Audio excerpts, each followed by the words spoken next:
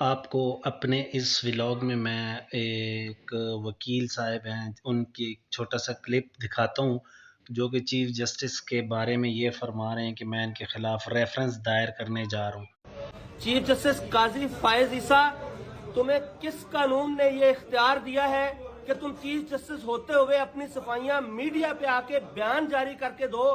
Court میں بیٹھ کے تم کہتے ہو کہ میں کہیں پر نہ ٹی وی دیکھتا ہوں نہ میڈیا دیکھتا ہوں، تم نے 2 منٹ کے اندر آ کے میڈیا کو بیان جاری کیا ہے۔